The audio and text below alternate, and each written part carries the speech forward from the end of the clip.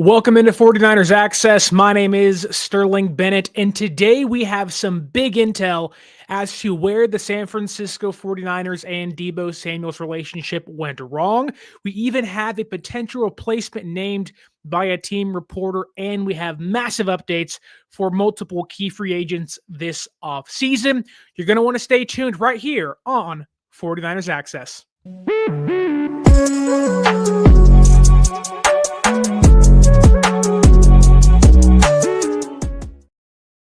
As promised, folks, we are going to get right into it. And I think it's the best way to start today's show really is looking at Deebo Samuel's trade. Now, I was on radio shows in Washington, D.C. this morning. I've been sitting here living in the aftermath of the Deebo Samuel trade, the fallout, if you will, of the Niners trading away Deebo Samuel. And I can tell you this, I still love the trade, although the more I've sat on it, I think the emotions are starting to kick in for me. When Deebo Samuel got traded, it felt more like a relief as a fan that, okay, we can finally move on.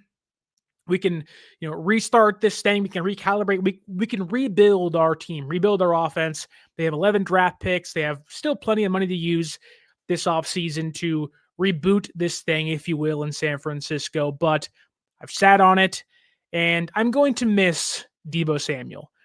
Not in a way of me wanting him back, but I am going to miss Deebo Samuel.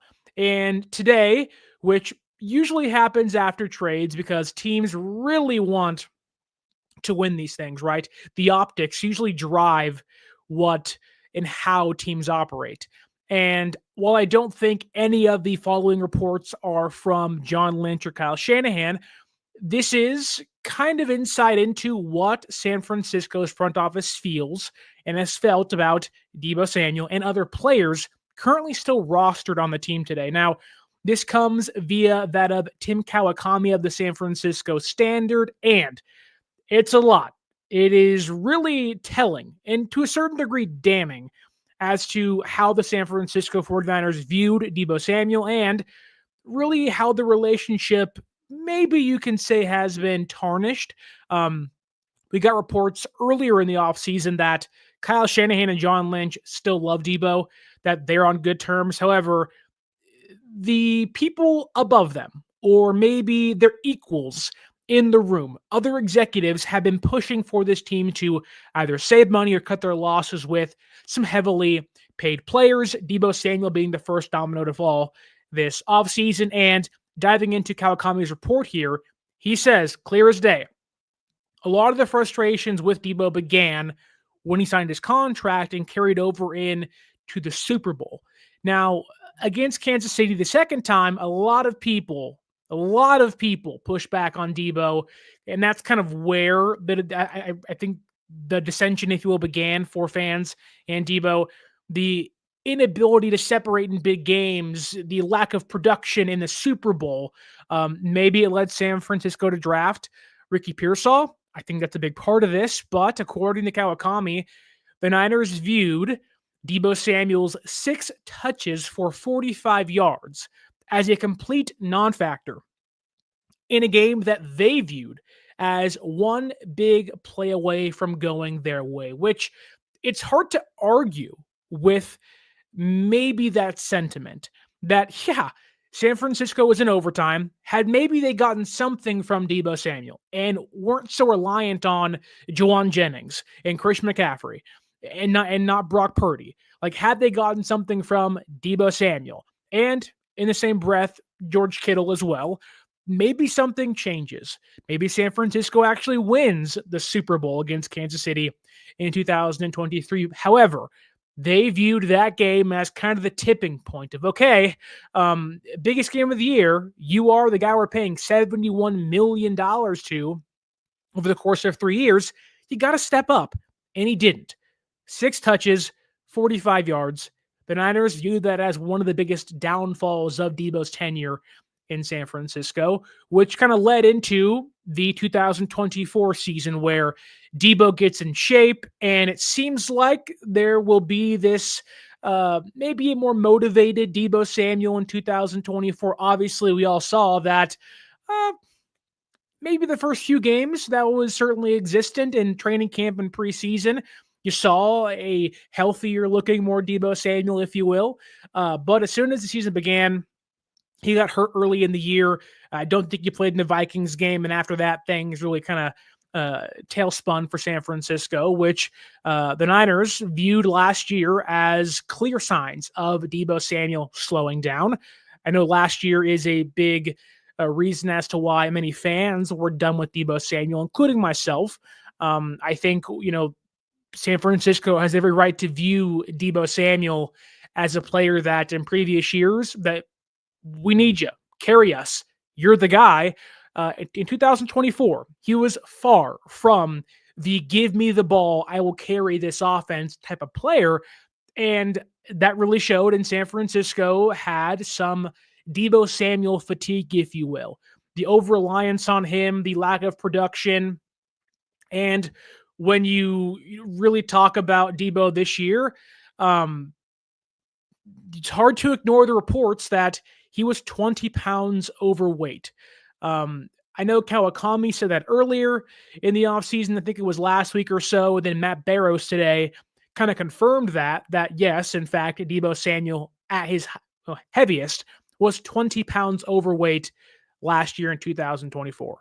And I am someone that is not going to shame Deebo for being a little thicker.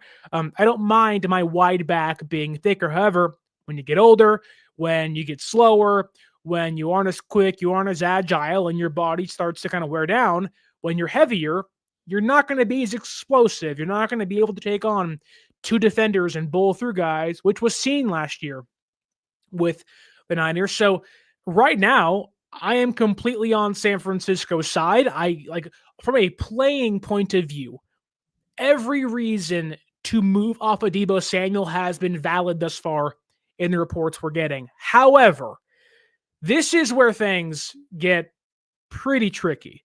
This is where things become very telling. This is where we start to go, oh, things were not all butterflies and rainbows behind the scenes.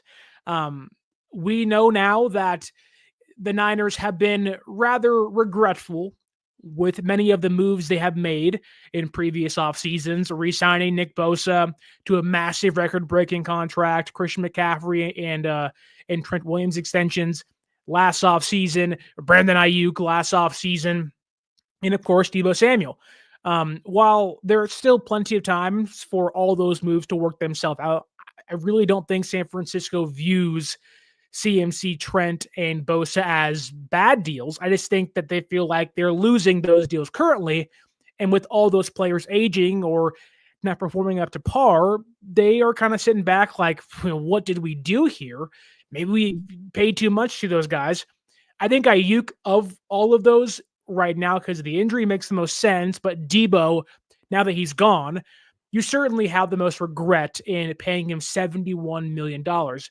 However, I have a hard time with the idea that San Francisco was willing to pay Deebo Samuel after an incredible 2021 year and be like, we paid him, cool, but now we don't want, why did we do that? Yeah, why'd you do that, right? You didn't have to sign him, although your hands were tied. You could not pay him. You could trade him for a bag of chips maybe, or maybe a second round pick, but it was clear as day at that point in time your offense needed Deebo Samuel. But apparently, according to Tim Kawakami, a Niners front office executive, somebody that negotiates the contracts with the players, not named Prog Marate, mind you, they have been preparing for Deebo Samuel to leave San Francisco since they signed him to a contract. Since they signed that 3-year, $71 million deal, they have been prepping for his departure. That's like when, whether it's your aunt or your brother or your sister, some member of your family's like, hey, I want to come visit. And you're like, I don't want you to be here, but they're family and I kind of have to. Okay, well, how long you staying for? Well, staying for a week. And you're like, I'm counting down the days until you're out the house again because, my God, I can't stand you being here. Now, it wasn't that bad for Deebo Samuel. Obviously, him and Kyle are really great friends. Kyle used Deebo a lot. They saw football at a very similar rate. We talked about yesterday that, Deebo going to Kyle saying, "Give me the football. I want the ball in big moments," over and over again. So it's this is not indicative of Kyle's relationship with Deebo, the players, or even John Lynch. This is those shadowy figures that roam in the suites during game day where you're like, who is that guy? Who is that guy? These are the people that are dictating, what Kawakami's getting from these reporters, or the intel he's getting from inside San Francisco's HQ out there in Santa Clara. But a Niners negotiator apparently told Deebo Samuel during negotiations of what eventually became that 3-year, $71 million deal that, and I quote here, told Deebo and his agent that Deebo Samuel did not deserve that kind of massive extension that other players were getting because he wasn't going to last as long at the top of his game. Which, okay, I get there maybe is a shorter a shelf life for a player like Deebo Samuel. 1000%. He's only 29. Like, he is not very old whatsoever. And it seems like father time is coming relatively quickly for him. But the fact is that a negotiator that is not your GM, that is not your head coach, that is not Jed York, that is not Prog Marate, who signs off on these deals when they're all finalized and whatnot, some random guy is in there like, you don't deserve this, you don't deserve that. It's like, oh my God. It gives you insight into maybe what Nick Bosa dealt with and Brandon Aiyuk dealt with, and maybe how hard these negotiations actually are. That you see Kyle, who maybe overvalues Deebo, being like, look, Jed, look, whoever this nameless negotiator is, I got to have Deebo in San Francisco. And you see the kind of the tug of war of, well, we don't think Deebo's worth $71 million. And Kyle's like, well, too damn bad. I got to have Deebo here on this offense. He carried us last year. He deserves to get paid. And up there in the booths, they're like, we don't like this. We're not buying into this. And I think, again, for a lot of valid reasons, I can see where both sides are coming from. But the fact is, you are now kind of getting the inside scoop on there may be some kind of, I don't want to say fraying or division, but it's very obvious that John Lynch and company were told by higher ups, we have to cut the fat off of the team. Could be Deebo Samuel. He's already gone. Javon Hargrave, probably going to be gone in the next week or so. Maybe Greenlaw doesn't come back. Maybe on the off chance Kyle Juszczyk could get cut or released. Like, there's a lot of areas in which San Francisco is trimming the fat off the roster, trying to get a little bit cheaper, but stay competitive. But this is coming from these unnamed people you don't see on game days or in press conferences. There's a reason as to why they didn't budge. Like, Deebo wanted a 4 or 5 year deal. San Francisco's negotiators were like, ain't no way in hell we're giving you more than 3. We don't view you on this roster in 4 years. We do not see you as a player that can even last 4 years. And Deebo didn't even last 3 years of his extension in San Francisco. So you can argue that the negotiators were technically right, but the way they go about things maybe isn't the best way. That we're getting intel as to, maybe Kyle is one of the bigger reasons as to why Deebo stuck around for as long as he did in San Francisco, but also maybe Kyle was kind of one of the only people looking out for Deebo. And that's why you have the relationship being so close where, Deebo Samuel is, the highest drafted receiver Kyle took in 2019. And in the first 3 years of their regime, it was 2017, 2018, 2019. Deebo Samuel was the highest drafted receiver at the time until Brandon Aiyuk got picked a year later. So Deebo and Kyle have this, like Tim Kawakami said today on his podcast, that after games, win or loss, that Kyle Shanahan walks into the locker room and maybe talks to Purdy, but he beelines for Deebo Samuel. Like, Deebo and Kyle are very much, well, they were at least, tied at the hip. And I think you saw that come off the field and at times on the field, where the game plans were so Deebo Samuel centered that we were like, oh my God, like, can we please stop with the nonsense? But I love the intel that Kawakami gives us. It shows you that, for all the grief we gave Deebo, there's a reason as to why maybe it took so long to get that deal done before the 2022 season. That Deebo, while yes, had his weight issues and his production issues, that for him in San Francisco, it also wasn't as simple as shut up and play, if you will. He had to fight tooth and nail to get that contract he got, and obviously we wish him best in Washington, but you can tell that the higher ups were fed up. They were done with Deebo. In fact, some of them did not even want Deebo Samuel on this roster from dating back to 2022. They did not care he had an all-pro season in 2021. They did not care he carried the offense. They wanted him gone. They wanted him out the building. And that certainly sucks for Deebo, but I think it really does show that Kyle was one of the few people, and maybe John as well, that were kind of sticking up for Deebo Samuel in the building. And I do want to get to the YouTube chat here quickly. Papa J says, "What's up, Sterling?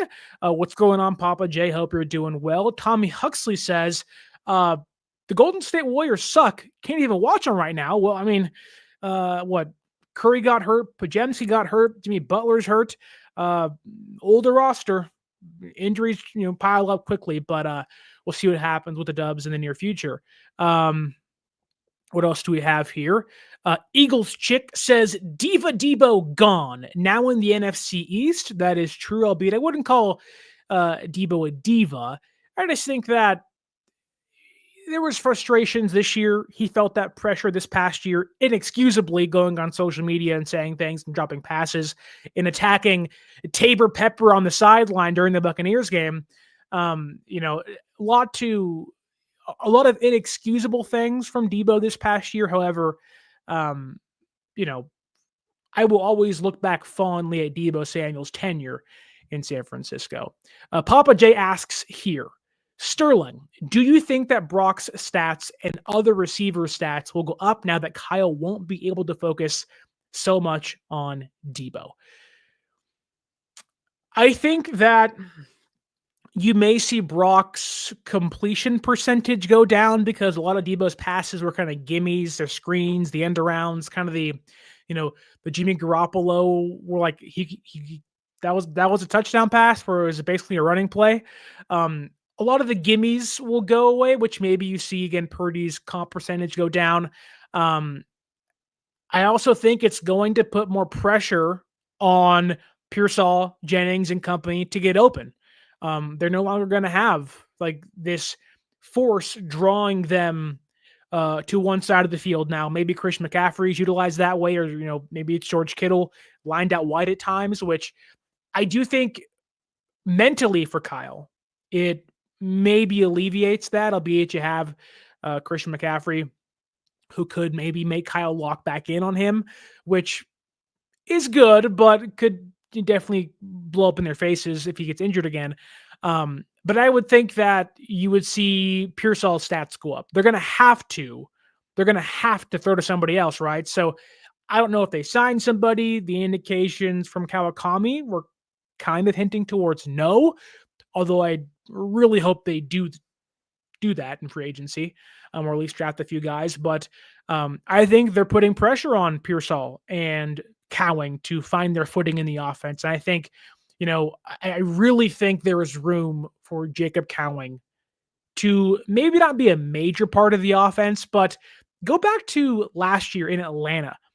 Look at how the Falcons utilized Ray McLeod, where I know he was like the fourth or fifth guy on this offense in San Francisco, and everybody was healthy in 2023, but McLeod had a little bit of burst in him that really wasn't utilized well in San Francisco. With the Falcons last year, he looked like a, not a big contributor, but could give you something offensively that Kyle never used.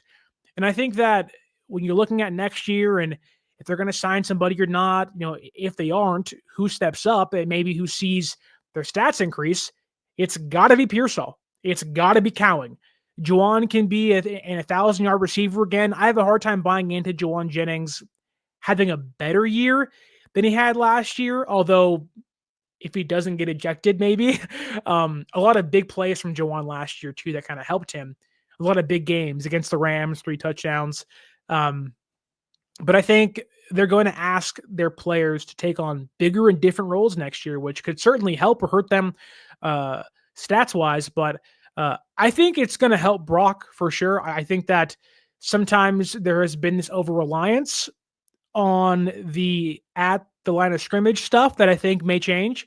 You may see the offense push the ball downfield more, but again, that relies on them having the offensive weapons, the receivers, the running backs, tight ends to actually do so next year, which hinders on what they do in the draft and free agency. So you can revisit that question come training camp and OTAs, and hopefully I can answer it better for you. But without knowing what the exact plan is and how the offense looks like, I have a hard time answering that for you, but I hope I did my best, Papa J.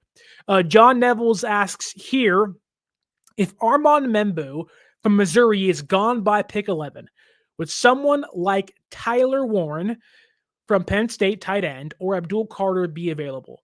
The odds of Abdul Carter, I think, falls past number 3 are insanely slim. He is this team's, or excuse me, I wish he was this team's number 1 or number 2 edge rusher, but he is this draft's number 1 edge rusher. Even with the injury that he has, it doesn't seem to be too serious. I am of the mindset that the Titans are probably going to trade back with the Giants. The Giants are probably going to take Cam Ward. The Browns would either take at that point Travis Hunter or Abdul Carter. Then at that point in time, Abdul Carter goes to the Titans anyways. Now, Tyler Warren is a different question because Tyler Warren, I think, will be there at 11 unless the Jets or the Saints get crazy. I think Warren would be like, when you talk about draft strategy, a lot of people just say, take the best player available. And I think there is a real scenario where a tight end is the best player on the board at the time. So I know Membu had a really great scouting combine, and I'm sure to some people shot up draft boards, which may push players down the draft board. I really wouldn't be shocked to watch Will Campbell fall. There's a lot of talk about Mason Graham falling down, which would be perfect for San Francisco, although I don't see that happening, but maybe it does. But Warren will be there. I just think if you're there at 11, and let's say players like James Pierce, Mike Green are there, Tyler Warren's there, Ashton Genty's there, you are then eyeing trading back in the first round. I get it. You maybe feel like, well, you have 11 picks. Why do that? I just think that, not to say you're compiling picks, but I think there's a lot more value this year than in previous years on day 2, where I think San Francisco would rather have maybe a later first round pick 20, pick 18, whatever it may be, and maybe have 3 day 2 picks or 4 day 2 picks that maybe can find them picking with like 6 picks in the top 100. Now, it's a big ask, obviously, but it depends on who's on the board. And if Warren's there, I'm calling teams like the Broncos and the Colts saying, would you want to move up? Because I would really hate to draft Tyler Warren, who projects to be a really good player, and have him be a tight end 2 for you, unless Kyle is envisioning zigging where the NFL zags, which he's done plenty of times before. And maybe he views getting a tight end 2 and kind of revitalizing the Gronk and Aaron Hernandez minus the murder tight end 2 kind of combination they had in New England with Kittle and Warren, which could be really fun. I think it would obviously help Brock Purdy a ton. He'd have 2 safety blankets. Warren can be your H-back. He can be your wildcat quarterback. He can be your slot and play outside. So it would certainly give them that kind of Swiss Army knife player, but my assumption would be they probably wouldn't value tight end at 11. And I'm of the mindset that offensive line or defensive line is their mantra in the first round, if you will, John. But I love the comment, and thank you so much for it. F. John Jr., I don't know your last name. He says love. Then he says loathing. Then he says looking. Then he says use Christmas lights. We get busy. Did you see that great helmet? Rotten Christmas card. And he ends by saying home team. John, I have no idea what you're talking about, brother, but I appreciate you being in here. This is a safe place for you, and I hope you enjoy the stream. Keys asks here, or says here, excuse me, on the YouTube chat, Kyle and Lynch don't have blank checks to give away. Yorks aren't happy with the return on their investments. You are completely right. San Francisco, while yes, is trying to stay competitive, they are no longer in this all-in window. That was 2022. That was 2023.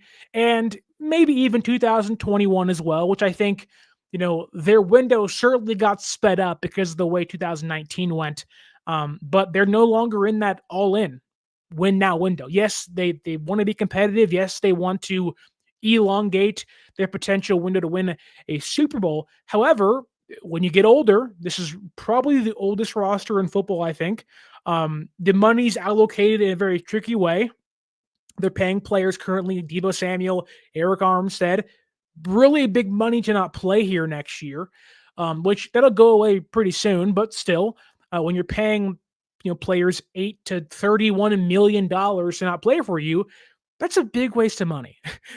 So it's kind of like paying for an unused subscription service or paying for an unused streaming service. Usually, after a while, you realize, maybe I shouldn't pay the $15 for Amazon Prime or Netflix if you aren't using it. I'm sure Jed York feels the exact same way. I don't want to pay for Deebo and Aiyuk Armstead and whoever else if we're not going to be utilizing them. And so we are viewing this as Jed York kind of tightening the reins on them and saying, you can spend money, just be wiser with how you spend it, which I think is smart. I think this is actually, and I think an underrated part of what and how we view Jed York, that I know Jed got a bad rap with the whole Harbaugh thing, but honestly, I think reining in Kyle and John is a really smart move for them.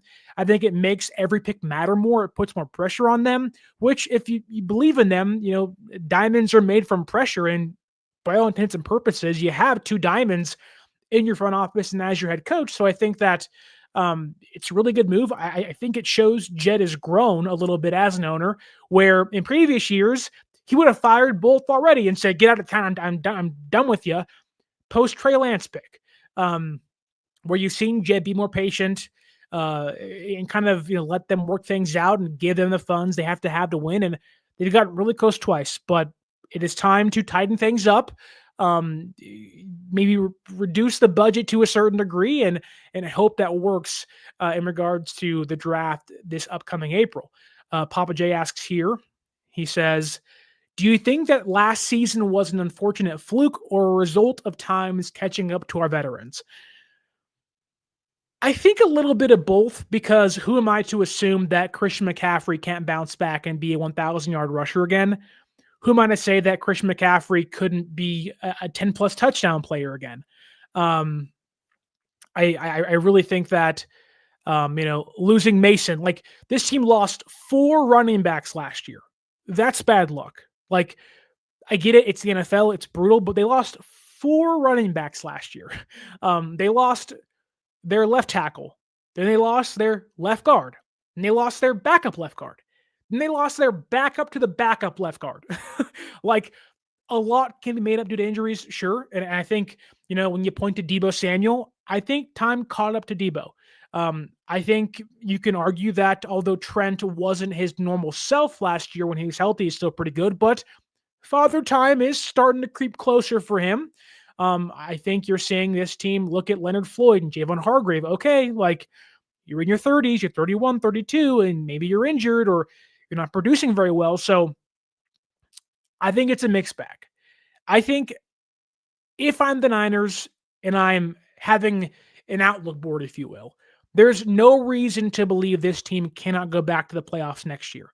If Purdy's healthy, if CMC's healthy, if Kittle is still healthy, if Pearsall takes the next step and they make the right moves, and you have solid back, coaching matters in the NFL a lot. I think you are going to see a vastly different Niners team next year. but also a better coach team and hopefully a lot younger team, which can take you a long way. And I think they're going to ask young players to step up earlier in their careers. Hence why last year they're drafting guys, 5th-year seniors, 6-year seniors. A lot of that can be very much pushed into this year as well. So it's a mixed bag, but if I were to have a really, really, really early 2025 prediction, I can see San Francisco winning 9, 10 games, barring health. Um, I think they're good enough in coaching, and I think they have a top end roster that can certainly carry them to the playoffs next year. But they got to have the insulation. Again, go back to the iceberg. Got to build that depth up because if one guy goes down, it can get ugly really fast with the Niners. Keys says, I would be happy with either Membo or Banks at the O-line at 11, meaning Kelvin Banks and Armin Membu. It'll be interesting to see. I don't really think San Francisco views tackle as a need this year, and knowing how a lot of these guys measured out, their arm lengths, the way they move, Membo makes the most sense as maybe the right tackle. He can also play guard, I think. So that can make some sense. He moves the way Kyle Shanahan likes offensive tackles. But I think San Francisco is looking towards round 2 and 3 as maybe that, the guard position to whether replace Aaron Banks or move Pooney around. And I have no idea. Maybe get a center. I think that they have a very specific type of tackle they like, and there's not many of those in this draft. Maybe they go Will Campbell if he's there. I can certainly see that. But again, arm length matters, albeit not as much to the Niners. However, it still matters in general. But there are not really many tackle archetypes this year, so you have to be really particular. And I think Membo makes more sense than Banks. If Banks is there, I'm probably trading back, to be honest with you. But we'll see what Kyle thinks come next month. Benali P says, wish Ray never muffed that punt for a lot of reasons. I think we all feel that way. Maybe you can blame Darrell Luter Jr. as well. If we had a Ray, there's no need for Ronnie Bell. Well, now they're both gone, so it doesn't matter. Both out of town. Bell's with the Lions now, I think. Renee Rodriguez asks here on Facebook, do you think if Ashton Genty's at 11, the Niners would take him even though they have Chris McCaffrey? Not a chance in hell. Not a chance in hell. Man, no way. No way. I really don't think San Francisco, this running back class is one of the deepest we've seen in a long time. You can go rounds 4 and 6 and get a really big contributor. They like Mason. It'll be interesting to see if the Niners running back strategy in the draft, I think, really doesn't hinge on who they have. However, if they picked a first round running back just for him to be the running back number 2, when you have Mason, if he comes back, and Garendo, who you drafted, and maybe somebody else they sign, this fan base would riot. And I think Jed York might start just firing people there. Like, F you, you're cool, F you kind of thing. I think you can get value in round on day 3 this year at running back. So if Genty's there and a team like the Broncos or the Cowboys want him, trade up for him. I know we saw San Francisco in 2020, ironically enough, a year in which they needed interior defensive tackles and had just lost the Super Bowl. Trade back 1 pick with the Tampa Bay Buccaneers to go get Javon Kinlaw. So that is a very, very similar chance or similar situation with where they're at with the Cowboys this year, who need a running back really bad. So I wouldn't do it, but no. You can get Khalil Mullings from Michigan, Kyle Monungai. There's plenty of guys out there late on day 3 you can get that maybe can help you out. Let's see. Yes. All right. Let's move on to what was revealed by Tim Kawakami today, and that comes in the form of replacing Deebo Samuel. We have talked long and hard about if they trade Deebo, if they release Deebo, who could be the replacement? Is it Devontae Adams? Is it T. Higgins? Is it one of these top of the line receivers? I didn't think it'd be any of those guys I just said. However, I did not think that the name Tim Kawakami revealed today was anywhere near ready to take on that role as the not Deebo Samuel role per se, but take Deebo Samuel's spot on the depth chart for the 2025 season. Because, and I quote here from Tim Kawakami, he says, "I've heard they don't think they need to get better at wide receiver." Let's pause there. I don't see how they don't need to get better at wide receiver. How do you not feel the need to at least bring in somebody, whether it's bringing back Chris Conley or signing a veteran option or drafting a receiver or two? I think, yes, you like Pearsall. You like Cowing. Of course, you love Juwan Jennings. You love George Kittle. You like the weapons you have in place. However, they better not be stubborn and say, "Nope, we got it in-house. It's here." And look, maybe I'm wrong, but I don't see how you view Brandon Aiyuk being on the shelf for 2-3 months or maybe never being the same again and losing Deebo Samuel and saying, "We like our options." You like a couple of them, but a lot of those guys are rather unproven pieces. So I think that's not really incorrect. That's not really correct. I think they're going to draft somebody. I would really look out for Jaden Higgins from Iowa. I think they talked to him. They're interviewing receivers. A lot of them, Isaiah Bond from Texas, Trent Williams from TCU, Jalen Noel at the Senior Bowl. They've had their eyes on some guys. So I really think they're going to draft a receiver this year. They have to. But this can also be San Francisco playing their cards a little close to the vest this early into the offseason. But Kawakami continues here and says, "I've heard that they like the guys they got, and I'll tell you the name that I've heard, Tariq Owens. They think he was good on the practice squad." Okay, let's talk about Tariq Owens. Let's talk about Tariq Owens because I want to be fair to every single player on the roster. I was fair to Trey Lance, to Ronnie Bell, Solomon Thomas, Javon Kinlaw, Ambry Thomas, and many others that maybe didn't find their footing. You want to give these guys time.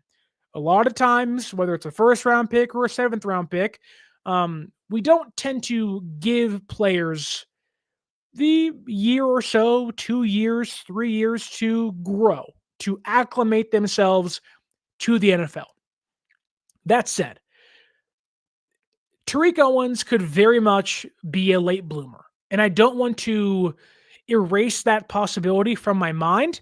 I think that Tariq Owens has the build for an X receiver. He's 6'3", 193 pounds. I'm hoping he's put on some weight, maybe get closer to 200 by next year. I think, there's a build you like. He runs just like his father, who himself was a late bloomer in the NFL and in college. So, Terrell was a Hall of Famer, one of the second greatest receiver in Niner history.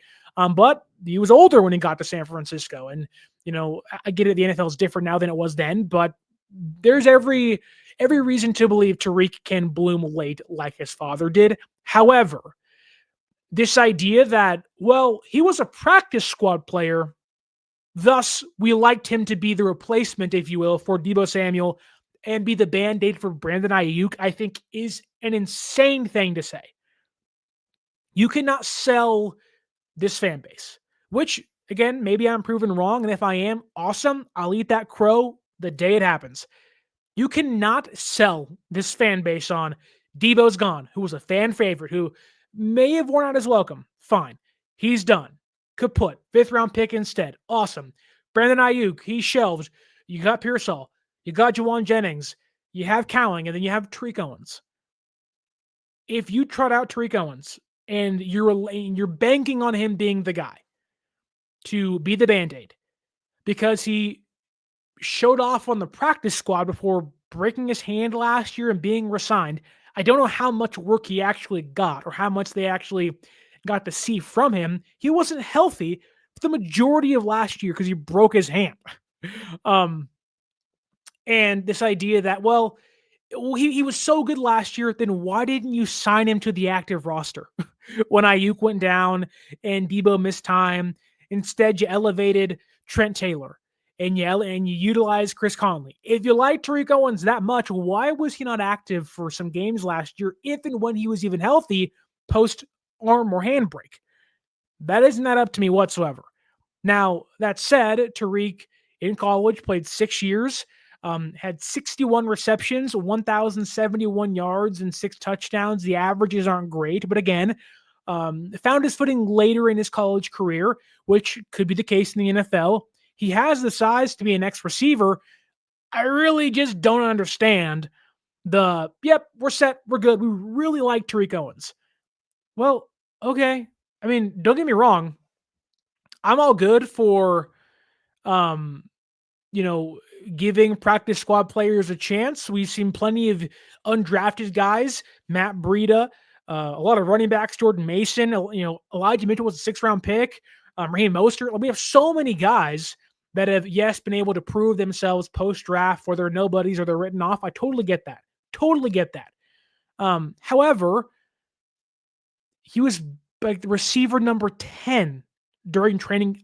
I was there in training camp. He was doing nothing to separate himself from anybody.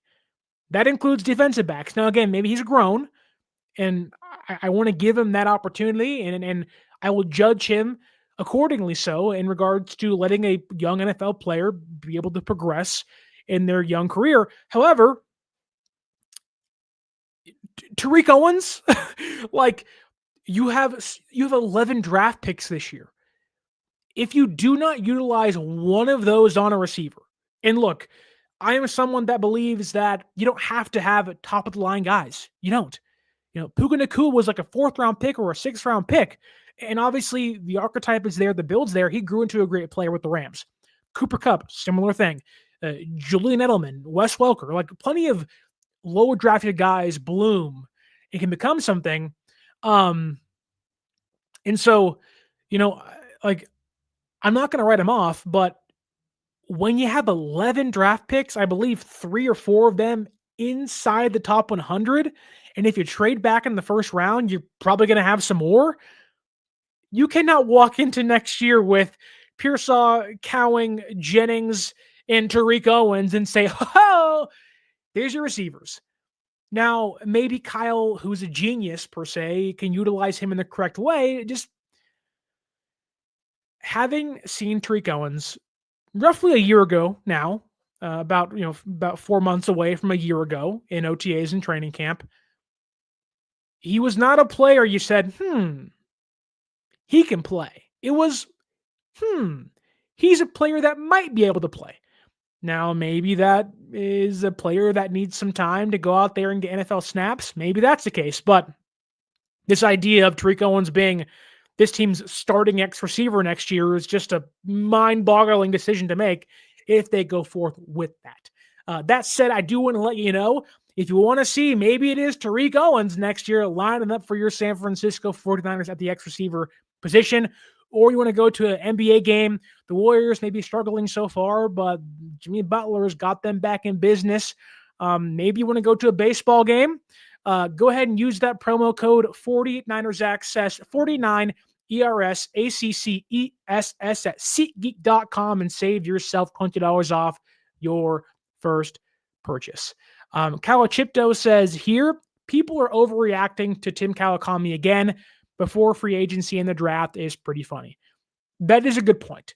That we live in a time where this period of post Super Bowl leading into free agency and the draft becomes this big hodgepodge of will they, won't they, rumors everywhere, which half the time aren't even true. And sometimes they do latch and they do stick, but we are in the smoke chasing area of the offseason, if you will, where we are 9 days away from free agency beginning. And look, we have no idea who told Tim Kawakami that. Hence why I said Maybe San Francisco is keeping things a little close to the chest.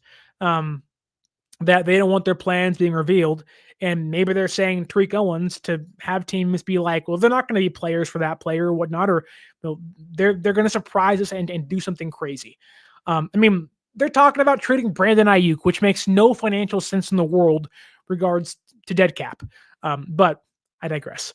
That said, I do think when you hear things like this, you have to be reliant on people that are connected to the front office and the organization. And Tim Kawakami has been, albeit not the most connected, has been relatively, more connected than say other people that cover the team.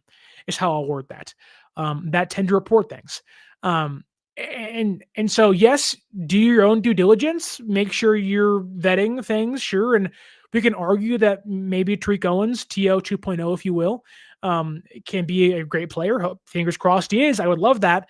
But I do think initially when you hear that, without having the free agency plan and who they draft this year, if that is maybe the fallback option, if things don't go their way, I think it's a pretty big mistake. But we don't know yet, and hopefully, I think San Francisco would be pretty foolish to do that this offseason, but they could also maybe say we value getting that tight end number 2 instead.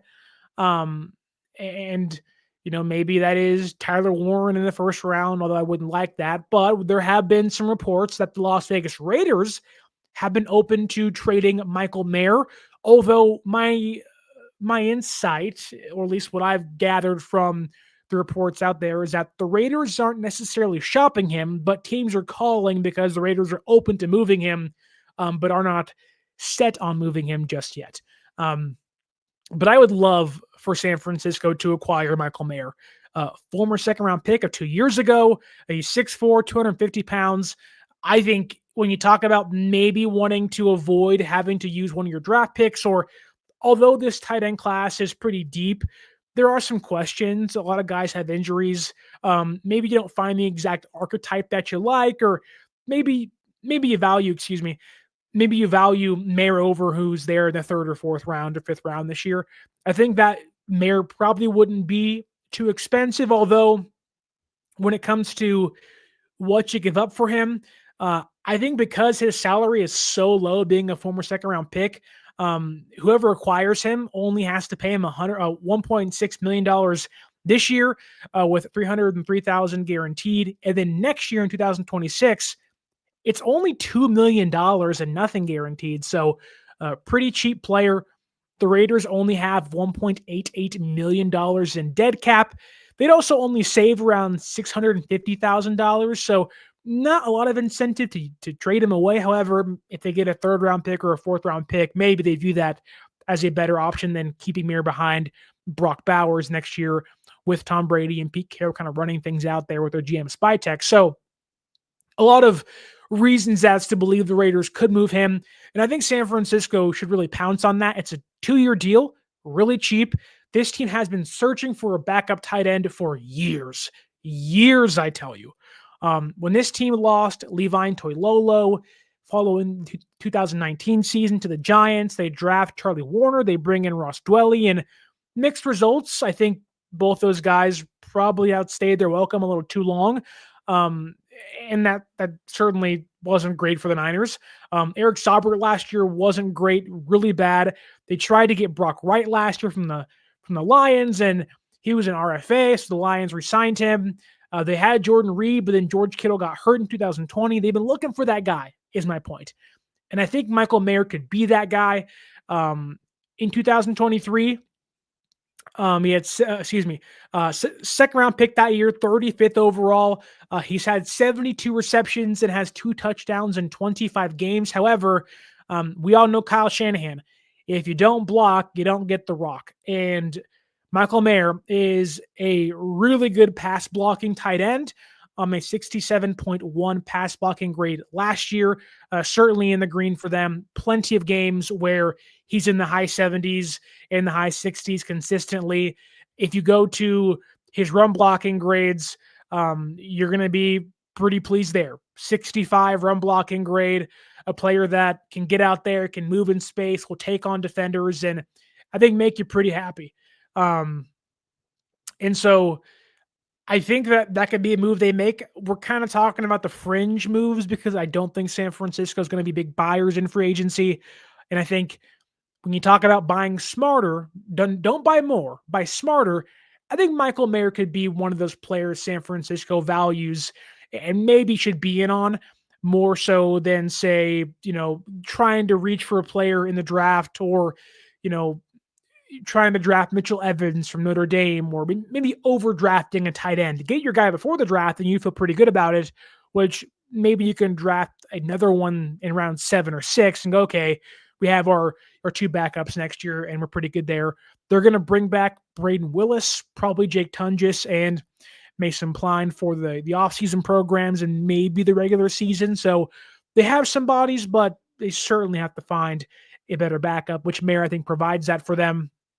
He's pretty quick. He can get in space. He was heralded as one of the best tight ends in the draft class that had Sam Laporta. I believe he was the second tight end taken in that draft. So it's not like he's a scrub or just a waste. It's just that Brock Bowers came along and made him pretty dispendable. So, another team's trash can be your treasure. And I think Michael Mayer could be that for the Niners. Kawachipto says here, going back to the Aiyuk conversation, says, trading Aiyuk pre-April 1st is only an $18 million dead cap hit, $7.5 million more than it would be if he had played next year. That's fair. I just don't see a team willing to offer you the draft pick compensation that you like. And yes, he says here, Niners got out of the Aiyuk contract. If we trade him by April 22nd, we pass on 4 years, $110 million. I covered this yesterday, that yes, the Niners, I think, and here's the problem. It's not that trading Aiyuk is the issue. It's that you're trading Aiyuk and Deebo in the same offseason, where if you trade Deebo, you have a $31 million dead cap hit. Then you trade Aiyuk, which then again, you have yourself around $18 million. Would Jed York be willing to pay 2 receivers that they gave big money to play elsewhere in the same year? And if Aiyuk returns to health and he looks like himself again, then it's a bigger disaster. But pay around $50 million in dead cap in the same offseason to just 2 players?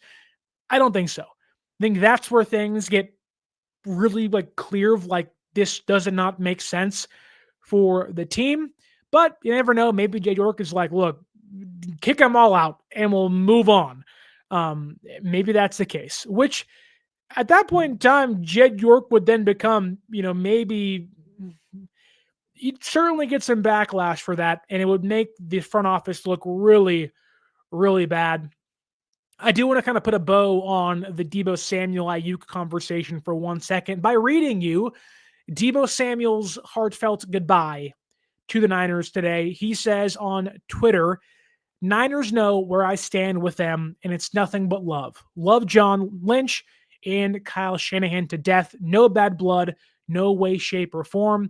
They know I'm more than appreciative of everything they've done for me as a player and a man. Nothing but love. I would return that to Deebo Samuel. He has given me incredible memories. I'm so grateful to have watched him play in the red and gold. And I really am wishing him the best with the Washington Commanders. And I think I probably would, I think Niner fans would probably agree with me that, yes, maybe things didn't end well and there were some bumps in the road in more recent years, but Deebo may have had the most unique and impressive Niner season maybe of the 21st century on offense. I think maybe surpassing Terrell Owens, not as a player, but for 1 year. What Deebo Samuel did in 2021, I'm telling you, is just NFL legend level of things, albeit you wish there was more longevity behind those legs he has, which maybe he finds those again with the Commanders. As we move on to other free agent news, I want to let you know that if you want to get yourself a can of goat fuel and you want to perform like Jerry Rice, I want you to click that link down below in the description and get yourself a can of Goat Fuel. If you love coffee like myself and you want to have a healthy coffee alternative, Goat Fuel also provides that for you. If you're a podcaster, if you're working your 9 to 5 and you just want to have a jolt of energy, Goat Fuel has got your back and can help you perform like the greatest of all time. So click that link down below and get yourself a can of Goat Fuel and save yourself 10% off your purchase by using our link in the comments down below. Okay, let's go through these next few updates relatively quickly here. We have great news on Trent Williams. He is currently training for the 2025 season, and according to ESPN's Dan Graziano and Jeremy Fowler, he is expected to be ready to go by the start of training camp. Great to have Trent back. John Lynch called him a motivated Trent Williams. I'm sure this year's probably going to be his last year as a Niner and as a player in the NFL, so I'm sure he wants to go out on top. And fingers crossed we can get that done for him and maybe have him hoist that Lombardi Trophy in 2025, although seems very far-fetched now, but 11 draft picks and a free agency later, and anything can happen for the San Francisco 49ers. A big reason that Trent being back is also a very big deal is because, yes, you have your future Hall of Fame left tackle. You have one of the best left tackles in football blocking Brock Purdy's blind side, but according to Dan Graziano and Jimmy Fowler again, backup left tackle Jalen Moore, who I'd love to have back here in the red and gold in 2025, is expected to find a starting opportunity elsewhere next year. So the Niners may need a backup left tackle, a left guard, a center, a right tackle.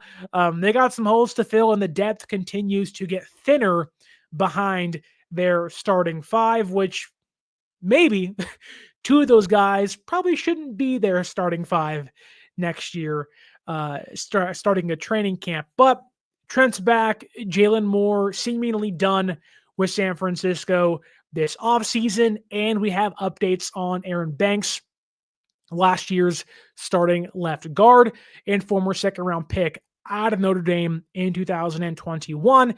According to ESPN again, Dan Graziano and Jeremy Fowler, Aaron Banks is on the Chicago Bears radar alongside Drew Dalman.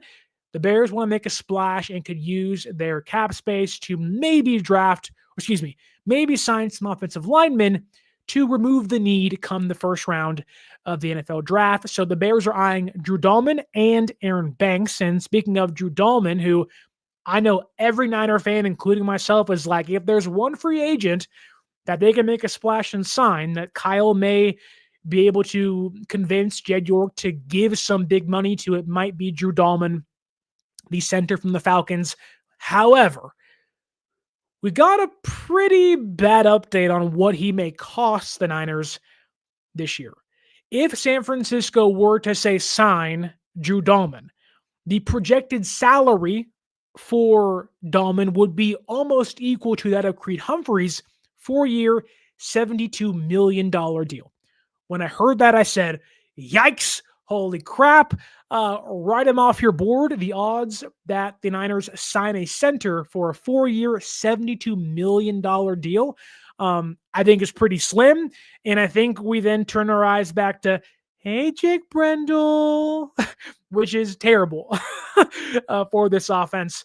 Although that always kind of seemed like the answer to their center conundrum, which unfortunately is the exact same answer it was last year. But Drew Dalman going to get paid 4 years, maybe $72 million overall, which I think may scare San Francisco away from paying a center that much money.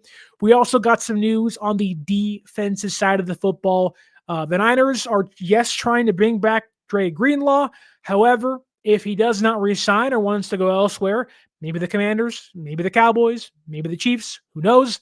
The expectation is San Francisco will likely be targeting Jamien Sherwood of the New York Jets, a former Sala player with the Jets last year. However, again, this all depends on the asking price, and according to ESPN and Dan Graziano and Fowler, that Jamien Sherwood may get $10 million per year. So a lot of the free agents that San Francisco may be targeting this year may also be getting paid this year, which lends me to believe that Dahlman or Sherwood may be off San Francisco's board, depending on if their asking prices here are actually accurate to what they may get on the open market. And finally, the last update of today's show is in regards to bringing things all the way back into a first circle. That is the wide receiver position. Darius Slayton has been an often connected name to San Francisco, has been a name that I think would really fit as a player with the Niners. He has speed. He can get deep downfield. He can get open. Um, Darius Slayton, and yes, Papa J, goat fuel, brother. And yes, Kawachito, Sherwood is a beast, but Darius Slayton is a name that I think makes a lot of sense for the Niners to try to sign. But again, like Sherwood and like Dahlman, we're talking about, Darius Slayton, according to the guys at ESPN, he could be this year's Darnell Mooney. Now, there's a lot of ways to look at that, where Mooney was a highly-ish touted prospect for the Bears, had some splashes, had some moments, but really didn't stick, albeit the Bears were a disaster for the last couple of years or so. Darius Slayton, very similar situation where quarterback changes, head coaching changes, just a lot of moving pieces that will hurt any offense. The talk is he'll be this offseason's Darnell Mooney, which could mean he's a cheaper option that makes a splash next year. Mooney was great for the Falcons this past year with Cousins and even Penix. So that's a plus. However, if you look at what Darnell Mooney got last year with the Falcons, although the receiver market's a lot cheaper this year than it was last year on the open market, he got 3 years, $39 million. And if you just do some simple math, I have a hard time buying into the Niners open to giving a receiver $13 million a year, especially for 3 years, or say it's 2 years. Say it's 2 years, 26 mil. Obviously, less years of a commitment, but when you reach double digits for players that maybe if they're sold on they're sold on Tariq Owens, they don't view as a necessity. Well, I have a hard time again believing they're going to pay up for a free agent wide receiver. Hence why I don't think it's Devontae Adams, or they're going to trade for T. Higgins, who is finally tagged today, or they're going to go and acquire Keenan Allen. It really does feel like that. This team is going to be maybe not bargain bin shopping, but maybe just waiting for things to go on sale. That's how I'll put it. And Darius Slayton could certainly be on sale this offseason, however, but if you're just equaling and kind of connecting Darnell Mooney's contract to Slayton this past year, $13 million seems like a lot. Maybe it's more like 10, maybe it's more like 11. Again, knowing the market's a little cheaper this year, but you're paying Jennings, who I'm hoping they can re-sign during the year again. You want to have JJ back. You like Pearsall, but San Francisco probably doesn't want to pay a third receiver big money or a medium chunk of change after just getting rid of Deebo. So I think they're done. They're out on Adams, barring a cheap hometown discount, which probably isn't going to happen. I think they're out on Darius Slayton. They're out on T. Higgins. I think if the Drew Dahlman contract is what he'll get, 4 years, $72 million, I don't think they're going to get him either. And if Jamien Sherwood gets $10 million a year, which is his current projection, according to the inside sauces, I don't know if San Francisco is going to get a lot of the free agents we're all connecting them to this offseason. Bobo, where you been, brother? You are late to the show, but I want to thank you for getting in here as fast as you can. JD Durham says this: so are they going to trade Purdy after they get rid of Aiyuk? No, but anything's possible. It would be, again, like if you're Brock Purdy, how do you take trading away Deebo and Aiyuk in the same offseason? Does that not upset you? Like that pissed me off. I'm like, really? Really? why did you sign him in the first place if you're going to trade him a year later? That's why it's so confusing, which is why I don't think it's going to happen. But tell me down below in the comments, what do you make of maybe San Francisco having to pay $72 million to Drew Dahlman if they want to sign him? Jamie Sherwood getting $10 million and Darius Slayton maybe being this offseason's Darnell Mooney. How do you feel about Trent Williams being healthy and ready to go? Ready to go for training camp this year. I love that. I'm excited for it.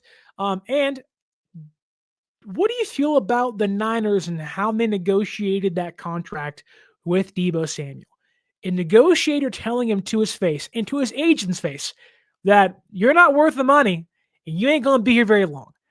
How do you feel about the idea San Francisco was looking to move off of Deebo the minute he signed that contract? How do you feel about that? Tell me down below in the comments and tell me how you feel on social media when you follow us at 49ers_access is the X or the Twitter. 49ers.access is the Instagram. Don't forget to use that promo code 49ersaccess, 49ERS, ACCESS, SeatGeek.com. To save yourself $20 off your first purchase and grab yourself a can of Goat Fuel. I hope Jed York has some. I hope John Lynch gets some. And I hope Kyle Shanahan has that can of Goat Fuel on their desk this offseason because they better lock the frick in because they got to get these picks and signings right. And I'm hoping if you click that link down below and get yourself a can of Goat Fuel, you can be locked in like the boys in San Francisco as well, while saving yourself 10% off your purchase. Thank you all for listening, liking, sharing, and subscribing. I want to thank Bobo, Tommy Huxley, F. John Jr., who was saying a bunch of nonsense in the chat. Have a great day, brother. Papa J, Akawa Chipto, Benali P, all you were great. Keys, you were back in here tonight. Awesome to see you. Jim Everett the Great, big Rams fan saying Purdy noodle arm can't be fixed. Rams will dominate the Clowns. Well, only one way to find out. Kyron Williams called the Rams the big brother last year after they beat San Francisco twice. Let's turn that around in 2025. Send your comments down below. Renee Rodriguez, almost forgot you were in here too. Thank you all so much. John Nevels, Eagles Chick, everybody in the YouTube chat. Don't forget to like, share, subscribe. Tell your friends about the show. Give us that 5-star review on the audio podcasting platforms. And as always, enjoy your Monday afternoon, Monday night now. Hope to see you tomorrow maybe. And my name is Sterling Bennett. And until next time, stay faithful.